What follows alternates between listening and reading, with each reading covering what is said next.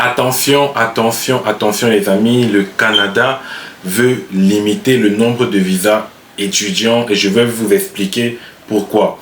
Donc, on fait face aujourd'hui à une information très importante qui est sortie il y a de cela 2 à 3 jours. Et l'option qui a été envisagée, mais qui n'a pas encore été adoptée, c'est que le Canada souhaiterait limiter et réduire le nombre de visas étudiants, le nombre d'étudiants étrangers au Canada.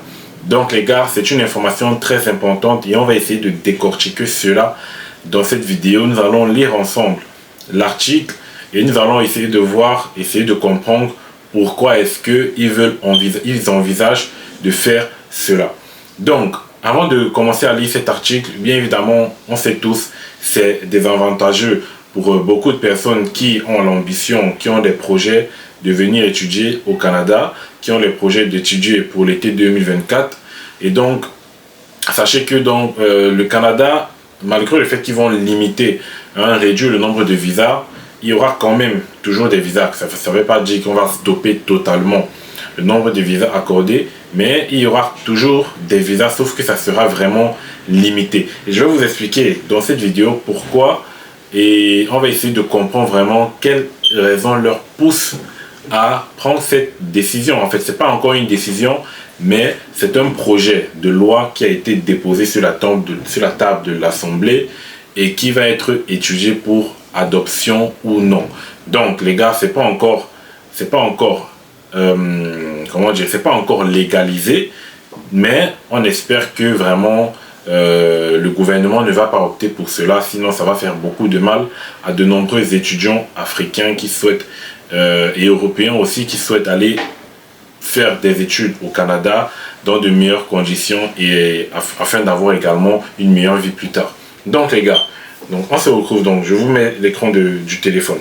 Limiter le nombre d'étudiants étrangers pour réduire la pression sur le marché immobilier. Voilà, là le titre nous dit déjà la raison, le marché immobilier. On va essayer de voir. Face à la crise du logement, le ministre fédéral du logement considère l'idée de limiter le nombre d'étudiants étrangers. Il y a même la vidéo, mais on va pas voir la vidéo. Donc, ils veulent limiter le nombre d'étudiants étrangers à cause de la crise de logement. Voilà, donc c'est la principale raison. Il n'y a pas assez de logements pour tous les étudiants étrangers au Canada. Et même s'il y a les logements, c'est très cher. Ce qui fait que les étudiants étrangers, lorsqu'ils arrivent, n'ont pas en fait les moyens de se procurer les logements disponibles parce que déjà c'est cher et en plus il n'y en a pas assez pour tout le monde. On va essayer de décortiquer. Confronté à une crise de logement aiguë, le ministre fédéral du logement considère l'idée de limiter le nombre d'étudiants étrangers admis au pays chaque année pour enlever la pression sur le marché locatif. Donc le ministre Sean Fraser, que vous connaissez tous, estime que en réduisant le nombre de visas, il y aura une baisse de pression sur le marché immobilier. Donc, c'est-à-dire que le fait qu'il n'y ait plus trop d'étudiants étrangers qui arrivent dans le pays va faire en sorte que la pression immobilière va diminuer. C'est une des options que nous devons considérer. Ça, c'est ce que a dit le ministre Sean Fraser. C'est une option qu'ils vont considérer. Voilà. Lui-même, ministre de l'immigration depuis le 26 juillet dernier, M. Fraser a expliqué qu'il n'y a actuellement aucun quota d'entrée pour les étudiants étrangers. Voilà, on le sait tous. Lorsque vous avez une admission dans un établissement au Canada, un établissement désigné, vous faites juste votre demande de permis d'études pour aller au Canada. Donc il n'y a pas de limite, il n'y a pas de quota. Ceux-ci ne sont pas non plus inclus dans le plan fédéral d'accueillir 500 000 immigrants par an, puisque ce chiffre n'inclut que les résidents permanents. C'est-à-dire que les étudiants étrangers ne font pas partie des 500 000 immigrants que le Canada souhaite accueillir chaque année. Augmentation. Contrairement au permis de résidence permanente, les visas étudiants sont délivrés à la demande et celle-ci a connu une croissance explosive et en très peu de temps, a souligné le ministre l'an dernier seulement. L'an dernier seulement, le Canada a accueilli 800 000 étudiants. 800 000 étudiants étrangers. C'est énorme quand même, hein, presque le million. Vous voyez déjà la population du Canada, on ajoute encore 1 million dessus. Imaginez chaque année, ils vont se peupler peut-être comme la Chine, je ne sais pas. Mais c'est déjà énorme ce qu'ils font. Au Québec, alors qu'il n'y avait que 2899 étudiants étrangers dans le réseau collégial en 2019-2010, on en comptait 16 500 en 2019-2020, d'après les données du ministère. Dans les établissements universitaires, le nombre d'étudiants internationaux a presque doublé entre 2009-2010 et 2019-2020, passant de 24 500 à 48 106. Le flux d'étudiants étrangers en Ontario a augmenté de façon encore plus brutale. Leur nombre a bondi de 342%. 342% dans les listes d'inscription des 24 collèges publics. On voit ça augmenter très très brutalement. Le ministre Fraser estime que tout ceci nécessite une sérieuse réflexion, étant donné que le programme de visa d'études n'a pas été pensé pour une hausse aussi fulgurante et que tous ces jeunes doivent se loger dans les villes qui font face à une forte pression immobilière. Si, entre guillemets, les institutions d'enseignement postsecondaire continuent de faire venir des étudiants en nombre record, elles devraient faire partie de la solution en s'assurant qu'ils ont un endroit où se loger.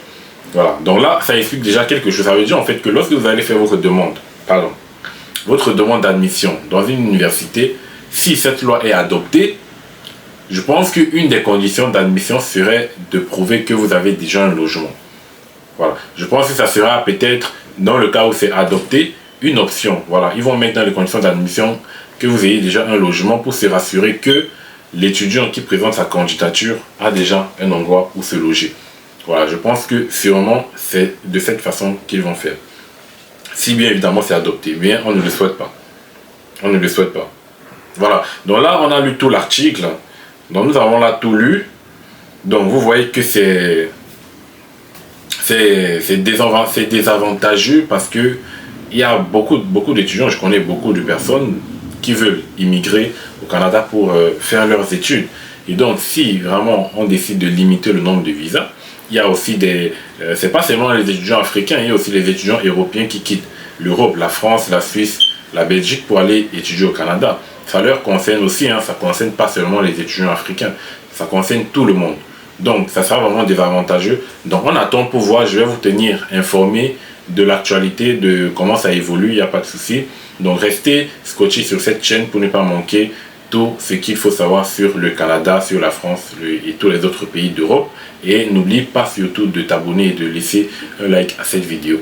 Donc les gars, en souhaitant que vraiment cette loi ne soit pas adoptée et qu'il puisse trouver une autre solution par rapport à la crise du logement, je vais vous souhaiter tout simplement une bonne chance dans vos projets d'immigration. Et si vous avez l'ambition d'immigrer au Canada, c'est dès maintenant. D'immigrer au Canada, d'étudier au Canada, c'est dès maintenant. Lancez-vous dès maintenant. Et avant que cette loi peut-être ne soit adoptée, on ne sait jamais. Lancez-vous pour l'été 2024. Je pense qu'à partir de début septembre ou mi-septembre, les admissions vont rouvrir. Voilà, vous pourrez déposer vos candidatures. Voilà, donc les gars, je vous tiens informé de tout ce qu'il faut savoir. Je vous publierai des vidéos sur les procédures à savoir comment étudier et tout. Donc il n'y a pas de souci dessus. Donc on se revoit la prochaine pour un nouveau numéro. Portez-vous bien. Quant à moi, allez, je vais me reposer. Je suis très fatigué. Allez, ciao les amis.